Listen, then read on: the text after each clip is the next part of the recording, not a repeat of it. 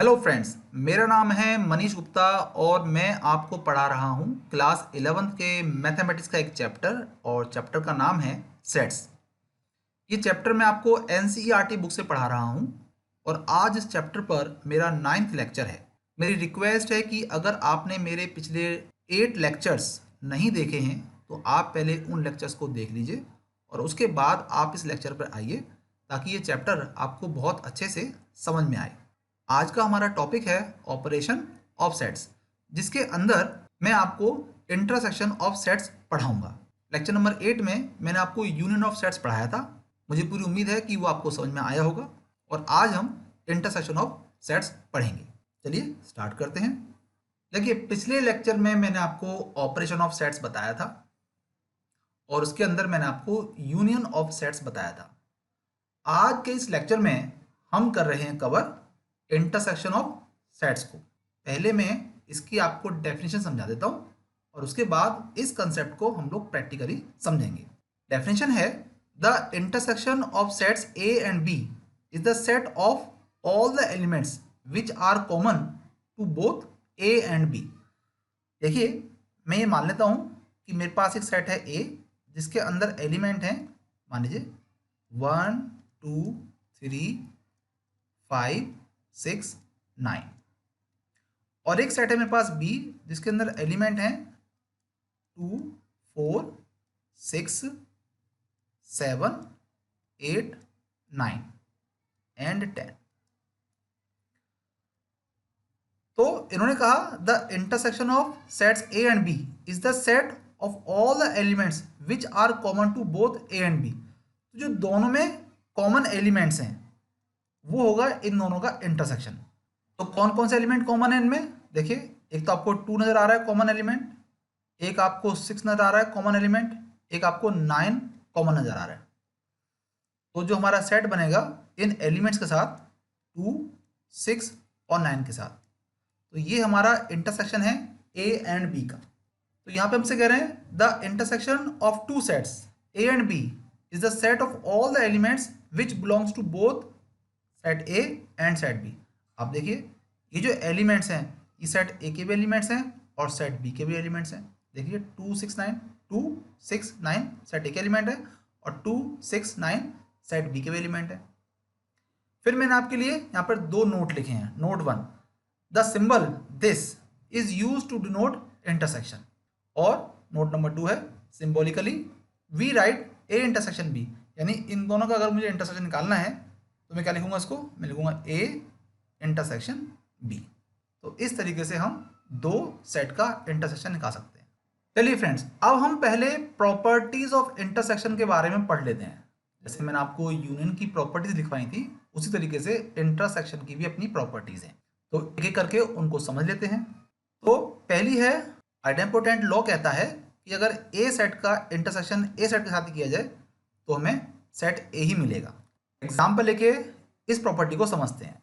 मान लीजिए कि मेरे पास एक सेट है ए जिसके अंदर एलिमेंट है 2 4 6 7 8 9। तो मुझे शो आपको ये करना है कि ए का इंटरसेक्शन अगर ए के साथ किया जाए तो वापस ए ही मिलेगा। इस बात को अब हम समझते हैं। देखिए, अगर मुझे ए का इंटरसेक्शन ए के साथ करना है तो मुझे ये लिखना पड़ेगा कि इस सेट ए में, और यही मैं सेट दोबारा आपके सामने लिख रहा हूँ 2 4 6 7 8 9 में, इन दोनों में कौन कौन से एलिमेंट कॉमन है। तो देखिए, दोनों में कॉमन 2 भी है, दोनों में कॉमन 4 भी है, दोनों में कॉमन 6 भी है, दोनों में कॉमन 7 भी है, दोनों में कॉमन 8 भी है, दोनों में कॉमन 9 भी है। तो यहाँ पर मुझे क्या एलिमेंट मिल रहे हैं? मुझे मिल रहे हैं 2 4 6 7 8 एंड 9। तो ये क्या है? ये मेरा सेट ए ही है। तो हो गया ना प्रूफ। अब हम देखते हैं हमारी सेकंड प्रॉपर्टी। हमारी सेकंड प्रॉपर्टी क्या है? वो है आइडेंटिटी लॉ की। और ये प्रॉपर्टी क्या कहती है? ये प्रॉपर्टी कहती है कि अगर ए का इंटरसेक्शन किया जाए किसी नल सेट के साथ तो हमें नल सेट ही मिलेगा। मान लीजिए मेरे पास एक सेट है ए जिसके अंदर एलिमेंट हैं 2 4 6 7 8 और फाई सेट क्या होता है ये तो आपको मालूम ही है, यानी नल सेट क्या होता है जिसके अंदर कोई भी एलिमेंट ना हो। मुझे आपको प्रूव करके ये बताना है कि ए का इंटरसेक्शन अगर मैं नल सेट के साथ करता हूँ तो वापस मुझे एक नल सेट मिलेगा। आप देखिए इसको हम कैसे प्रूव करेंगे। मुझे निकालना है ए इंटरसेक्शन फाई यानी कि नल सेट। तो मुझे ये देखना पड़ेगा कि इन दोनों सेट के अंदर कौन कौन से एलिमेंट कॉमन है। तो सेट ए के एलिमेंट क्या है, वो है 2 4 6 7 8 और इसमें तो कोई एलिमेंट है ही नहीं, यानी दोनों में कुछ भी कॉमन नहीं है। जब कुछ भी कॉमन नहीं है तो एक नल सेट ही मिलेगा मुझे जो कि फाई है। तो हो गया ना प्रूफ। अब हम आते हैं हमारी नेक्स्ट प्रॉपर्टी पर। अब हम बात करेंगे हमारी प्रॉपर्टी नंबर 3 जिसका नाम है कॉम्यूटेटिव लॉ। ये दो सेट के बीच में लगाई जाती है। तो ये लॉ क्या कहता है हमारा कि ए इंटरसेक्शन अगर बी किया जाए तो वो बी इंटरसेक्शन ए के बराबर होगा। चलिए इस बात को भी हम प्रैक्टिकली समझ लेते हैं। मान लीजिए कि मेरे पास एक सेट है ए जिसके अंदर एलिमेंट है 2 4 6 7 एंड 9 और मेरे पास एक सेट है बी जिसके अंदर एलिमेंट है 1 3 5 6 7 एंड 8 और मैं अगर ए इंटरसेक्शन बी निकालना चाहता हूं तो मुझे क्या मिलेगा, मुझे मिलेगा इन दोनों के जो कॉमन एलिमेंट्स हैं वो। तो दोनों में कॉमन एलिमेंट क्या है देखिए, एक तो आपको कॉमन एलिमेंट 6 नज़र आ रहा है, एक आपको कॉमन एलिमेंट 7 नज़र आ रहा है। तो 6 और 7 ये मेरे कॉमन एलिमेंट है। अच्छा अगर मैं बी इंटरसेक्शन ए निकालूं, बी इंटरसेक्शन ए निकालूं तो बी और ए में कॉमन क्या है, तो बी और ए में जो कॉमन एलिमेंट है वो 6 और 7 ही है। तो ये 6 और 7 ही आ जाएंगे। तो आप देख रहे हैं कि जो ए इंटरसेक्शन बी है वो बी इंटरसेक्शन ए के बराबर है और यही हमारी प्रॉपर्टी थी कॉम्यूटेटिव लॉ की। चलिए अब हम समझेंगे प्रॉपर्टी नंबर 4 को जिसको हम कहते हैं एसोसिएटिव लॉ। एसोसिएटिव लॉ तीन सेट के बीच में लगाया जाता है। देखिए लॉ क्या कहता है कि अगर ए इंटरसेक्शन बी किया जाए और उससे हमें जो सेट मिलेगा उसका इंटरसेक्शन किया जाए सी के साथ, तो आंसर हमारा वही होगा कि पहले आप बी और सी का इंटरसेक्शन कर लीजिए और उससे जो हमें सेट मिलेगा आप उसका इंटरसेक्शन करिए ए के साथ, तो ये दोनों रिजल्ट हमारे सेम आएंगे। चलिए प्रैक्टिकली समझते हैं इस वाली बात को। मान लीजिए कि मेरे पास तीन सेट हैं ए बी सी। तो सेट ए के एलिमेंट मान लीजिए कि ये हैं 2 4 5 6 और 8। सेट बी के एलिमेंट हैं 1 3 4 5 8 9। सेट सी के एलिमेंट हैं 2 3 4 5 7। अच्छा मुझे दिखाना क्या है आपको प्रूव करके कि ए इंटरसेक्शन बी का इंटरसेक्शन करेंगे सी के साथ तो हमारा आंसर आएगा A intersection B intersection C के साथ। ये मुझे आपको प्रूव करके दिखाना है। ठीक है चलिए, तो मैं लेता हूं पहले लेफ्ट हैंड साइड जिसके अंदर मैं पहले ए इंटरसेक्शन बी का इंटरसेक्शन करूंगा सी के साथ। तो इसके लिए पहले मुझे ब्रैकेट सॉल्व करनी पड़ेगी, यानी पहले मुझे ए इंटरसेक्शन बी निकालना होगा। इंटरसेक्शन बी मतलब कि ए और बी के जो कॉमन एलिमेंट हैं वो मुझे यहाँ पर लिखने हैं। तो ए और बी में कॉमन क्या है, देखिए कॉमन जो मुझे नज़र आ रहे हैं वो आ रहा है, एक तो 4 कॉमन नज़र आ रहा है, एक मुझे 5 नज़र आ रहा है, एक मुझे 8 नज़र आ रहा है। तो मैं लिखूँगा 4 5 एंड 8।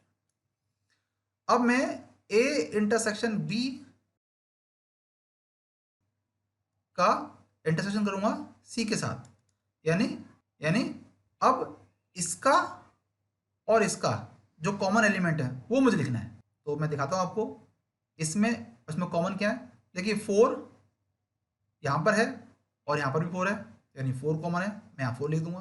यहाँ पर 5 है, यहाँ पर भी 5 है, यानी 5 भी कॉमन है, तो मैं इसको यहाँ लिख दूंगा। यहाँ पर 8 है लेकिन यहाँ पर 8 नहीं है, सी में 8 एलिमेंट नहीं है, इसलिए मैं इसको यहाँ पर नहीं लिख सकता। तो मेरा आंसर आ गया ये। तो लेफ्ट हैंड साइड से मुझे मिला ये आंसर। अब मैं आता हूँ राइट हैंड साइड पर। राइट हैंड साइड में ये है A intersection B intersection C. तो पहले मुझे बी इंटरसेक्शन सी निकालना होगा। तो मैं निकालता हूँ पहले बी इंटरसेक्शन सी, यानी बी और सी में मुझे कॉमन देखने पड़ेंगे। तो बी और सी में मुझे कॉमन क्या नजर आ रहा है, मुझे कॉमन नजर आ रहे हैं 3 4 5।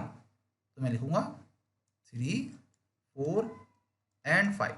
अब मुझे ए का इंटरसेक्शन निकालना है बी इंटरसेक्शन सी के साथ, यानी कि इसका और इसका मुझे कॉमन लिखना है। तो देखिए यहाँ पर एलिमेंट है 3, यहाँ पर 3 नहीं है, तो मैं इसको यहाँ पर नहीं लिख सकता। यहाँ पर एलिमेंट है 4, यहाँ पर 4 है, तो मैं इसको लिख सकता हूँ।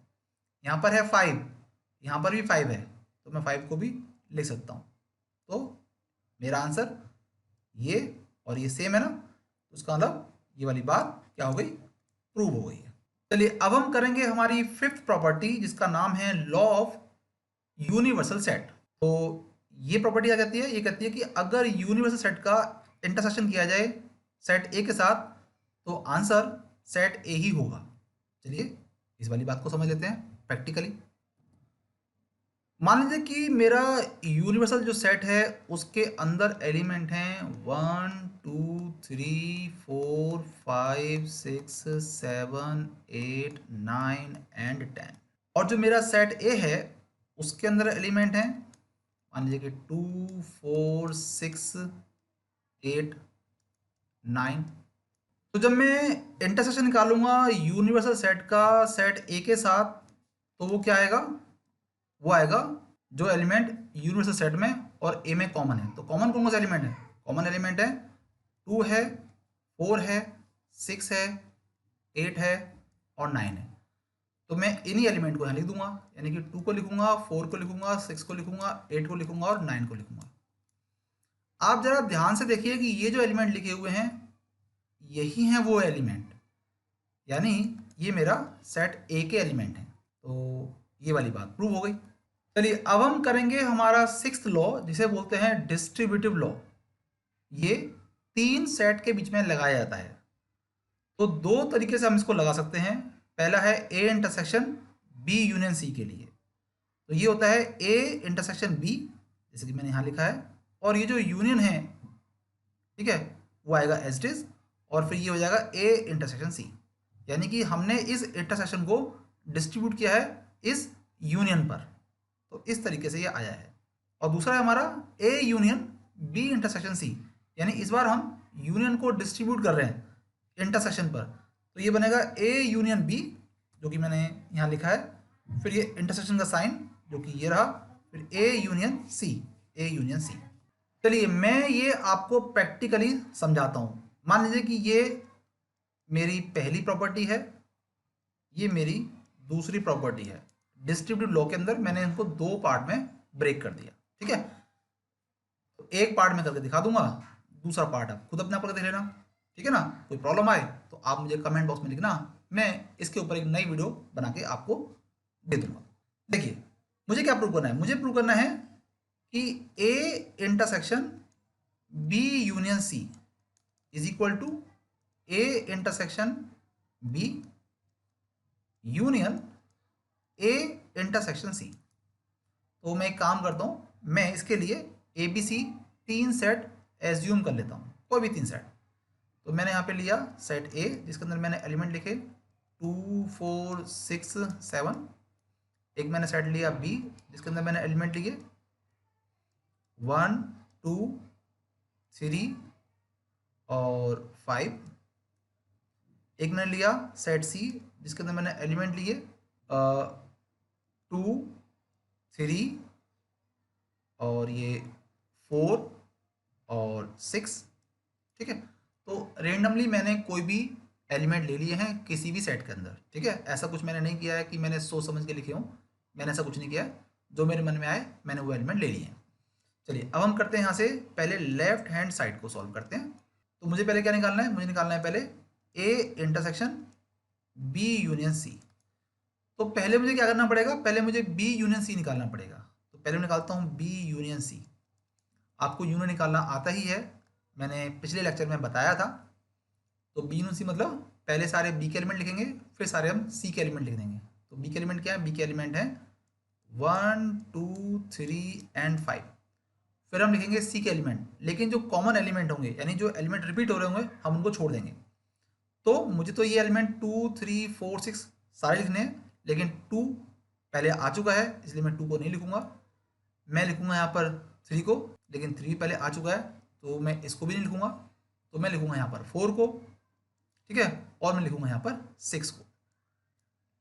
तो ये आ गया मेरा बी यूनियन सी। अब मैं इसका इंटरसेक्शन करूंगा ए के साथ, तो मैं A intersection B union C कर रहा हूं, यानी कि इसमें और इसमें जो कॉमन एलिमेंट है मैं उनको यहाँ पर लिख दूंगा। तो देखिए 1 यहाँ पर है लेकिन यहाँ नहीं है, यानी 1 कॉमन नहीं है। 2 यहाँ पर है और 2 यहाँ पर भी है, यानी कि 2 कॉमन है, तो मैं यहाँ लिख दूंगा। 3 यहाँ पर है लेकिन यहाँ नहीं है तो मैं इसको नहीं लिखूंगा।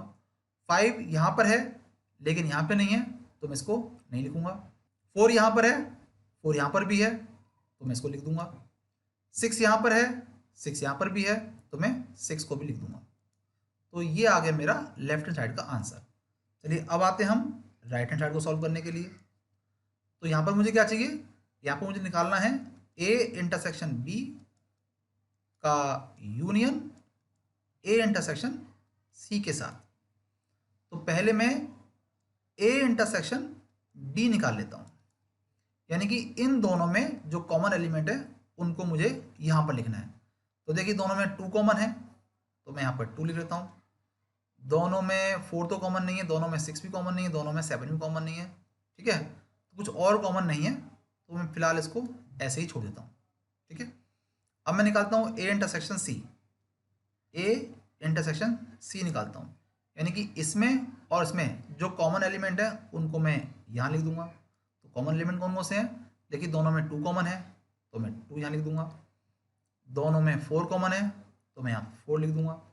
दोनों में 6 कॉमन है तो मैं यहाँ 6 लिख दूंगा। तो ये आ गया मेरा ए इंटरसेक्शन सी।